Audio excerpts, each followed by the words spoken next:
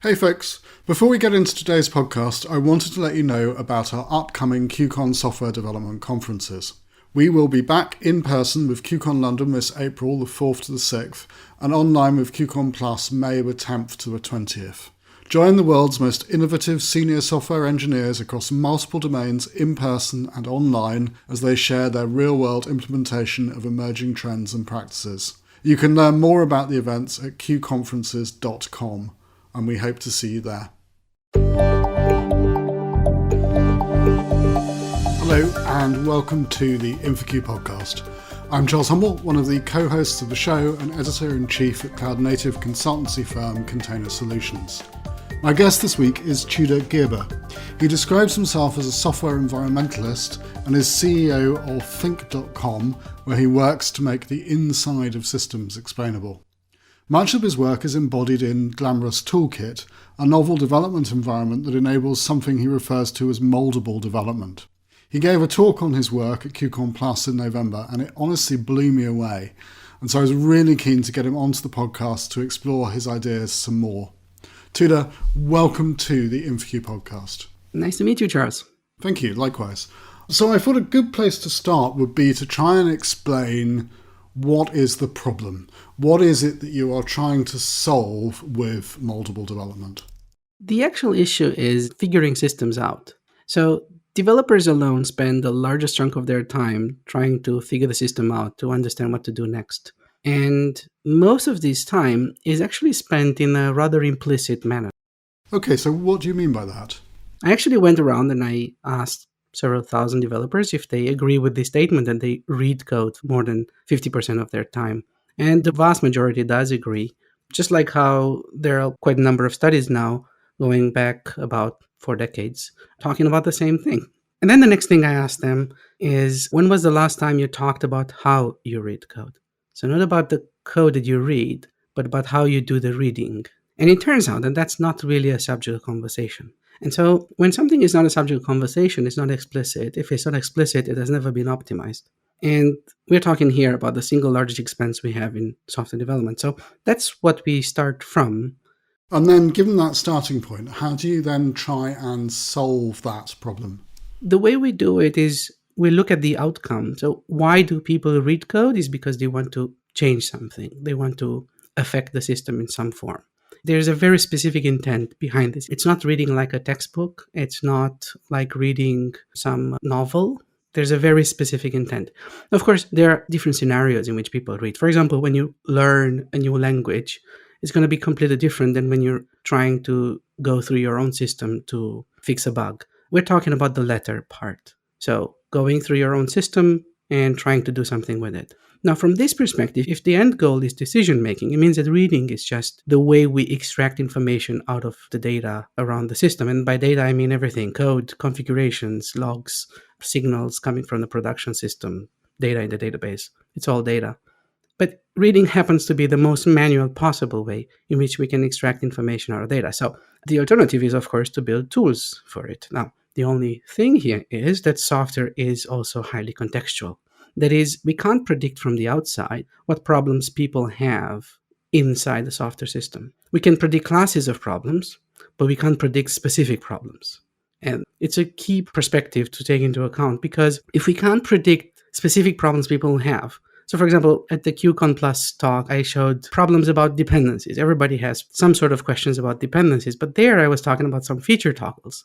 Right? So if you define a feature toggle in some place, some part of the code, and then use it in some other part of the code, all of a sudden you have actually a dependency there without that dependency being visible at the level of the language. If I just look at the code, it's hard to see that dependency. But if I understand what the framework behind this is, then all of a sudden I have a dependency. And there are many kinds of such details in a software system. There are many, many layers of somewhat, some people can call them languages, but they are just various kinds of semantics that if you don't see, you're missing the point. So to reason about these kinds of details, you have to understand the context of that system, because chances are that the problems people have, the specific problems, are kind of unique to that system. So in this situation, you can't build clicking tools that are generic, because a clicking tool bakes the problem into the button, right? So I come from a line of research where we were focused on finding the interesting buttons on which developers will click and will make their life immediately better. Then it turns out that there is no such button that we can build, but we can provide developers with the building blocks so that they can build their own buttons. And that's the thing. That's what we think the essence of this part of the work is. We think that we need tools, but those tools have to be contextual. For tools to be contextual, you have to build them after you know the context.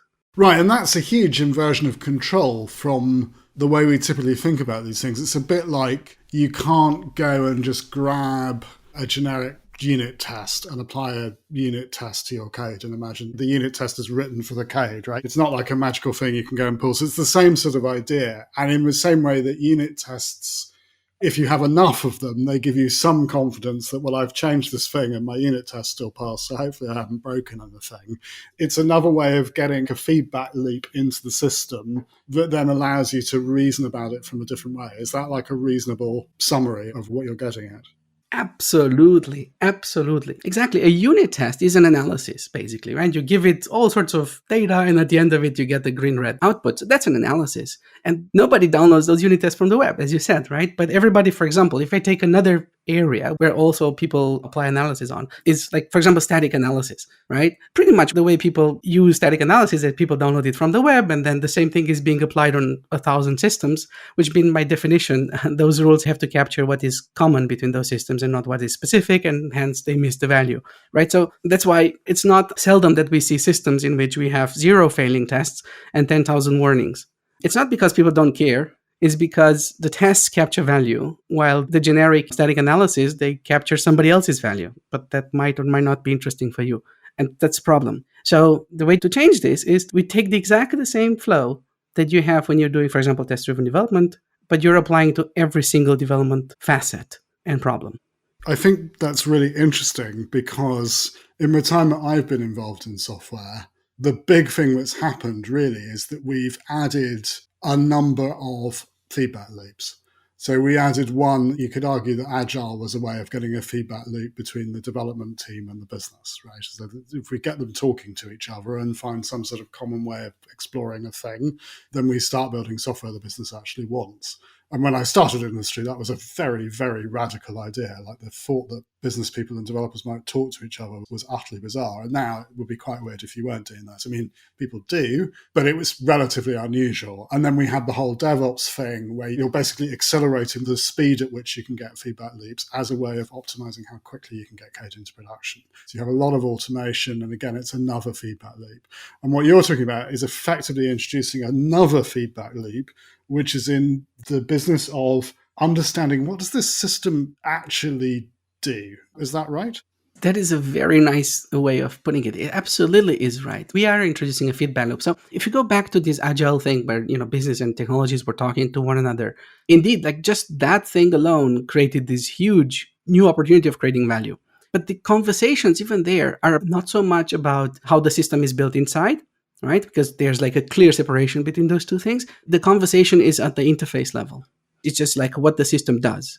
But then with DevOps, it's interesting because that feedback loop is much more of a technical nature, right? It's just about how do I deploy that system? How do I put it in production? How do I go from a commit to the deployment? It's not even it's like the geekiest problem you can possibly have in the deployment, right? Like you're just talking about the pipelines, right? Pipelines is a term becomes cool with DevOps, which is fascinating. And that technical thing enabled a whole new level of value creation. And that's crazy, right? Because it's far away from business, or apparently it's far away from business. And yet it enables a whole new way of business.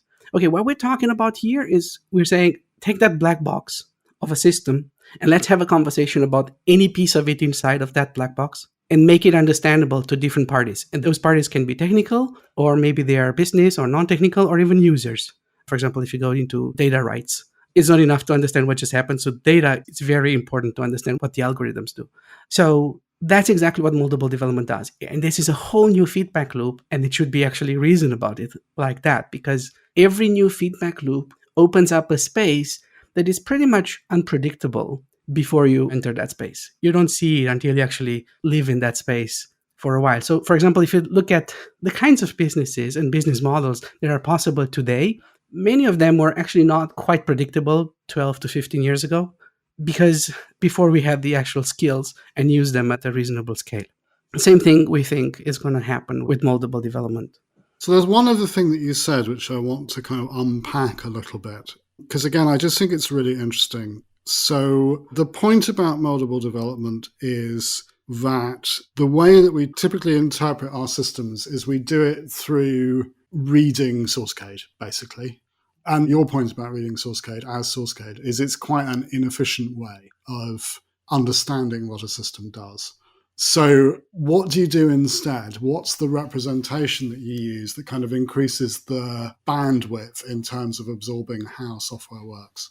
First of all, that's absolutely correct. When we manually go through a system, we accept the fact that we cannot go through the whole system. So even if you take a small system, I don't know, 250,000 lines of code, an overall system like that, let's say you read really fast, 1 line in 2 seconds, it takes a whole person month to read the whole thing. This is just to read it. If you do this at 8 hours per day. So by the time you finish, that system has changed many times and you have no idea how, right? So reading is simply not a possibility. It's not a scalable solution. So when we see people drawing, for example, a summary based on what they have read or based on what other people have read, what we are essentially saying is that that summary, that drawing will document what people believe the system to be, not what the system actually is. And that is what we see in practice as being the single largest challenge people have with their existing systems.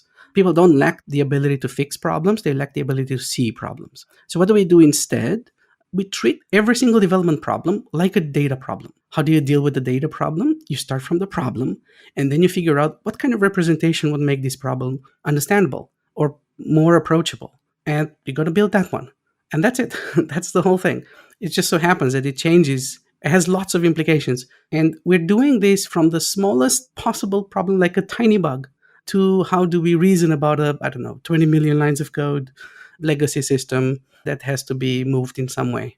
And even if you would think, well, what works for a bug at small scale is not something that is useful at a large scale, that's one of the things that we learned during our work is that that's actually the same space.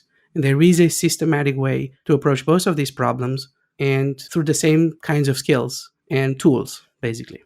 Right, yes. Certainly my experience of working with legacy systems is that you gradually build up, or at least I do. I end up with a mental model of how the system works, which is quite visual. Like I know that component and that component interact, and I can kind of see the message flows or whatever it is between the different components, assuming it's distributed in some way. But as you say, it's a useful mental model, but it isn't. All models are wrong, some are useful. It's not an accurate model, but it's hopefully good enough for my purposes. If you apply this way of working, does everyone end up with the same mental model? Do you all converge on the same understanding of the system, or do you still have like a diversity of opinions on how the thing works? That's a very nice question. First of all, the pictures that we create about the system. So we create pictures, right? We typically use maybe some sort of a query against the system, but the query is not just here's a language query or source code query, but it can be take some information from the configuration, something from the source code. Maybe there are 3 different languages involved in the implementation of the system, and you want to find out how a data traces through the whole system, for example. We build pictures, obviously, and those pictures, they summarize and they compress what we think is interesting about the problem that we have in the system. But those pictures are being created automatically through a custom tool. So we spend a little bit of time building a custom tool, and then we're going to use that tool to produce the picture. Sometimes the picture is used only for the duration of a single question. Sometimes it's being reused many times over. So when I was saying that when people are drawing a picture by hand, they summarize their belief about the system, it's simply because it's impossible to know the whole system.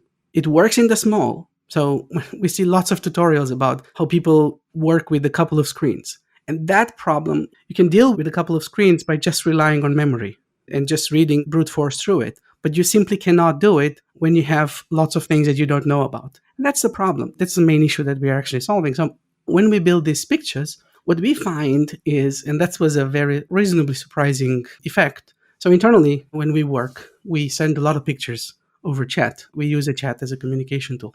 And we find that in those pictures, they represent not how the system looks like from the outside, but they represent, like, if I have a question, I'm going to send a picture with what my hypothesis about the problem is. And then very often we find ourselves that I send a picture and then somebody simply answers with a solution within minutes. There's no additional conversation. It's just this. Here's a picture that communicates what I think, and then somebody maybe sends a response. We notice that it dramatically compresses communication costs. So when this happens, back to your question about, is everybody on the same page? When this happens, we look at an organization as a set of distributed nodes and of distributed actors. And then, of course, the key question here is, when is the system in a synchronized state? And often people rely on meetings, for example. Another solution is to rely on eventual consistency. So it doesn't so much matter when people are on the same page. What matters is that when they make a decision, are on the same page. And that's the key, right? And the other thing about it is to keep in mind here is that we're talking about new kinds of skills. And the most important skill here is the skill of reading. So it's not like the system will be necessarily more explainable by itself, although it does gain those kinds of properties over time. But what we are enhancing first and foremost is the ability of a single individual to answer whatever questions that individual might have about some unknown piece of data in the system. So by doing that, you're going to simply increase the likelihood that they will be on the same page as a team afterwards. Our focus was, how do we affect a 15-minute effort to solve something in a system? And because we can now work fundamentally differently with the way we look at our system. So, for example, the first thing we see when we look at the system is not an editor. Right, yes. The name is really interesting there, isn't it? Because it's an editor which tells you that it's designed for a different purpose. It's not designed for reading code, it's designed for editing code. So we're using the wrong tool for the job. And then, of course, if the only thing that you're being presented with is a piece of text, then you'll feel the need to scroll through it and read it, because these are the tools, these are the affordabilities that the tools offer. So, right, so what's the way to change that? The way to change that is we change the nature of the tool. So we are not talking about this idea of moldable development environment, which is essentially an environment whose main or core property is that it can change shape while you work with it. Maybe the closest approximation of it is if you think about the data science space. If I take a look at two different notebooks that address two different problems, they will simply look different. Like they will visually look different. And while if I take two screenshots of a development environment open on two different problems, even on two different systems, I will basically see the same thing. They will not be visually distinguishable. And that's a missed opportunity. And that's basically what we are doing. I think it's so interesting because, I've been involved in software development. I don't really program anymore, but I've programmed professionally for 20 plus years. So that was my job for 20 or so years. And in all of that time, all of the work that was done to make the developer job easier was all about optimizing the coding bit. Right, it was all about making the business of actually writing code faster. So you get lots of shortcuts in your IDE. There are lots of things that languages do increasingly that are kind of implicit that actually trade off, in a lot of cases, readability for speed of input. And I think it's one of those wonderful insights that feels really obvious when you say it. But I've never heard anyone say, hang on a minute, are we optimizing for completely the wrong thing here? And I think that we are. I can think of a couple of things that are bound to come up if you're trying to sort of sell this in an organization. And actually, they're very reminiscent of the kind of arguments we used to have about writing unit tests. But I should ask them anyway. So, for example, you're building a lot of effectively custom tools to understand a code base. And isn't that a very expensive way of understanding the code base? Are they making an awful lot of things that I then throw away that are disposable? That, surely that's a terrible use of developer time. Thank you very much. Yeah, that's exactly the first question that people typically ask. And the answer is absolutely no. In fact, you're going to optimize that piece of work. So figuring the system out, we think we can optimize it by an order of magnitude by doing that. So the first argument here is, costs, right? I like the economic argument. And as you were saying, right, we have optimized for so long for creating systems faster and faster to the point in which today, if you think about it, we are at the place where we are creating systems. So the body of software grows nonlinearly year over year, but at the same time, we're unable to recycle old systems. So we are actually in a place where it's the way we are handling software is not sustainable. We are behaving pretty much like the plastic industry. So we are focused only on creation, but we don't know how to take the systems apart. Or we kind of know, but we can't. Even if we want to, people just fail doing it. And the reason at the core of this problem is that before you can take the system apart, you first have to understand the parts. And this, right now, understanding the parts of the system relies on people reading some text. And it's a fundamental problem because reading is kept at a constant speed. So you can't match a superlinear growth with a constant recyclability function. So this is the moral argument. The way we're building software today is not sustainable, and we have to address this problem very soon, especially given that we are reshaping the whole world on top of it, and also that most likely a good deal of climate crisis solutions will be based on software. And, our kids will only know a world of software, and we have to create that world to be sustainable. So that's why understanding or investing in this ability of how do you figure the system out is so important. So as I said, this was the moral argument. But if you go back to the economic argument, today we have businesses that need to change because maybe they have a market opportunity, right? They have the opportunity on the market to scale 10x, but now they have to do it. It's not enough to go and understand it. Maybe you have applied data science or you figured out, oh, look, there's this opportunity. And it's just great, right? And then people say, yeah, this business intelligence means data intelligence. And then all of a sudden you realize that you go into practice and you say, I can't move my system. My system won't let itself be moved. So the software intelligence basically is missing there. Yeah, and normally there's a window with those kind of things. Like we've identified an opportunity, but we need to be able to exploit that opportunity in a specific period of time, whether that's like 6 months or a year or before our competitor does it typically, or maybe some market conditions will change. And if you can't change your system quickly, you can't exploit those kind of things. Exactly. Like all of a sudden, this geeky thing of how do I read code becomes the single largest blocker for business development. So it actually has a high impact, very much like how the pipeline, that's the other geeky thing in a software development, like who cares? How do the bits move from the commit to deployment? It had all of that dramatic impact. Now we have another one. In fact, the way we fund our work is through consulting, and we consult on problems. We work with two kinds of companies, either people that are already in some sort of a crisis. So they've tried all sorts of things and they don't know how to go from A to B at all. And then they say, well, let's give this thing a try. And then the good thing there is that we don't have to explain what we're doing. We're just providing the miracle.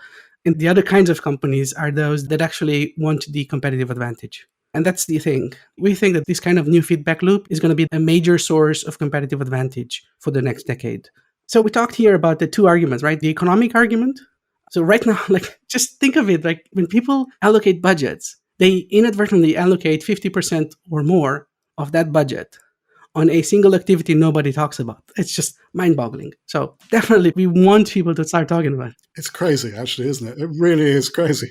Right. If you just do a little bit of arithmetic here, right? There are like 50 plus million accounts on GitHub. Let's say 50 million developers today. Let's say that each of them costs $10,000 per year, which is a ridiculously low estimate. So 50% of that means $250 billion every single year allocated to a single activity nobody wants to optimize. We think that we can do much better with that. So it's a significant thing, and that's just going to grow. And so these are the economic argument, and there we have the moral argument. That's something we call software environmentalism, right? So we need to get software to be in a sustainable state. We need to be able to recycle our systems, at least at the same speed at which we have created them. Maybe those, they don't resonate. But then there's a third argument, and the third argument is about literally fun. When I go around and ask people, do you love working with legacy systems? I rarely get a yes answer. And most of the time, right, I get a shiver. Like, ooh. And I think that's nuts because legacy is supposed to be associated with something that is useful and beautiful and valuable. And actually, I would even go further than that. I think that something that's happened in the course of time that I've been involved in the industry is that in an odd way, I feel like the fun has rather gone out of it. Like it's not, this may just be my personal bias because as I said, I kind of stopped programming and I stopped programming because I stopped enjoying it, frankly. But I'm still really interested in the industry. And I honestly think a lot of better companies have teams who build tools to make developers more efficient and to try and make the developer experience better. The sort of paved path, the DevX model that companies like Netflix and so on have is an attempt to try, I think, to make programming better for people. But I think it's just a really important thing to think about. How do we make this joyous? How do we make this fun? How do we put a smile on people's faces again so that they want to do the work? Now, we've talked a lot about code exploration as a major use case for moldable development, but are there other use cases for this approach that we haven't talked about? Oh, lots. So over the last decade, the way we have validated this, I coined this idea about 12 years ago. And ever since I left academia afterwards, and my goal was to validate the hypothesis that indeed there is a way to look at systems in a different way and thereby enhance productivity and enjoyment. And the way we're validating this is by, first of all, we create a set of tools, but we use those tools, we put ourselves in ridiculous situations that we've never been into, new classes of problems. And the question here is, where does this not apply? And so we've been doing this now for 12 years, and we haven't found that place yet.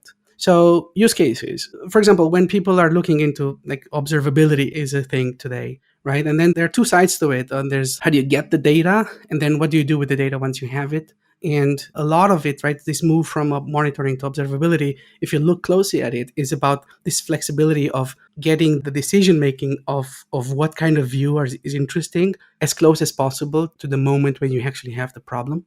So observability is a subcase of this one. So we've been doing some of those. But there are other kinds of use cases. For example, depicting a domain, a business domain. So if you look at domain-driven design, people talk about the ubiquitous language, but that ubiquitous language typically lives on a whiteboard. So it's when people draw things that enact that language. What we think is that we should be able to open the development environment, and it's the system that should show us whatever we have drawn on the whiteboard. So it's fine to draw on the whiteboard before I know what I want to have. So a plan belongs on a whiteboard. The current system doesn't belong on a whiteboard. Whatever I have drawn as a plan or as an idea, as a picture, as a mental model, as you were saying before, whatever I depicted as a mental model, we want to make it the responsibility of the system to carry it forward. Like literally, you inspect an object and you show it to a business person, like an object in the debugger. You stop your system, you take an object out in the development environment, you show that one to the business person, and the business person understands what you're showing. That's the level of conversation we're talking about. And it's possible we can enhance these kinds of conversations many times over to what even the shortest feedback loop that we have today. And another area that was really surprising for us was reverse engineering data, but in depth. So what do I mean by that? Imagine you take your data from Facebook, you download your personal data, and there's lots of data in there. And so you can have it, and it's a JSON, there are sets of JSONs there, but you don't really know what's in there. And there's a wealth of information that you can extract from that about you and also about how Facebook is exploiting you, but it's hidden. The data is there, is in plain sight, but the consequences of it are hidden until you get to explore those. So we've applied exactly the same tools and techniques, and we're extracting information from those kinds of sources. So going in depth, doing in-depth reverse engineering of what is otherwise named as data. And we're not talking here about machine learning. We're not talking about magic kind of solutions. We're talking about simply systematic approach in which you're pretty much applying the scientific method. Here's a hypothesis. To answer this question, I'm going to use a tool, but I don't have the tool. So I first build the tool, then I get the result, and then I figure, do I trust it? Do I need more? If yes, then I'm repeating it. If no, then I'm just going to do it. I'm going to act on it. That's the flow. That's it. And we're just applying it over and over again. And there are so many places to apply it to. And the reason why this is interesting and the reason we've done it is because this thing will work at scale if we can find something that people can invest in systematically, a set of skills and a set of tools that people can invest in once and then use many, many times over. That is what we were looking for. And I'm quite confident that we now have a strong basis to start to have that conversation. The conversation here is what I want to emphasize. So we've done work and, people look at our demos and they're exciting. And of course they're exciting because the comparison is so boring. But at the end of the day, what we need to do is we need to start this global conversation about how do we take our systems apart? How do we figure our systems out? Because what we have learned from all the other feedback loops that we had before, once we start the conversation, a decade down the line, we're in a completely different world. And so that's what we want to achieve. We want to start that conversation, and all our work is geared towards showing that there is a conversation to be had. And if listeners want to learn more about these ideas and explore them for themselves and then perhaps get involved in that conversation, where's the best place for them to start? We've created this concrete piece of technology to show how this one works in practice, and that's the set of tools that we are using as well for our own work. You can go to gtoolkit.com. So the environment is called Glamorous Toolkit. It embodies this idea of moldable development. It's a moldable development environment, and the main purpose of it is to empower developers to create custom tools for their own problems, ideally for every single problem. And the other thing about it is that it's the first major case study of employing moldable development. So you can use Glamorous Toolkit to reason about Glamorous Toolkit while you work on Glamorous Toolkit too. So it's not just a piece of tool, but it's also an example of how far do we go to make systems explainable. So just there's a piece of information about it is when you open Glamorous Toolkit, you'll get a couple of thousand plugins already existing, a couple of thousand customizations already running in the core tool. Like if you think about it, take any development environment you have, and out of the box, it comes with no plugins because that's the core. But the thing is that even on the core, you need to have many different perspectives. So itself, it comes with all that amount of plugins just to show how far does it go. In fact, it's not just to show that one. We've built those kinds of views because it was economically viable for us, right? And we keep saying that, people say, oh yeah, but maybe you created those for marketing reasons, which is, yeah, it's a valid perspective, but you can create 100 of those views for marketing reasons, but you won't create 1,000. So Glamorous Toolkit is written in Faro, which is a Smalltalk dialect. Can it be only applied to Faro, or can I use it for other languages as well? Indeed, yeah. So Glamorous Toolkit itself is built using Faro. So it itself is a Smalltalk system, but we can apply it to many different other systems, and we are applying it to many different other systems. So, for example, Java, C#, Python, JavaScript. But the other thing it has, and we haven't talked about this yet, but not only does it give a different perspective on what development environments could be, but it also unifies development environments with knowledge management and notebooks. So it comes with a technology that is built in which there's no difference. You're always in a knowledge management environment. You can build your wiki and you can have your links and intertwine them with code and have all sorts of complicated narratives, or as deep as a narrative as you want.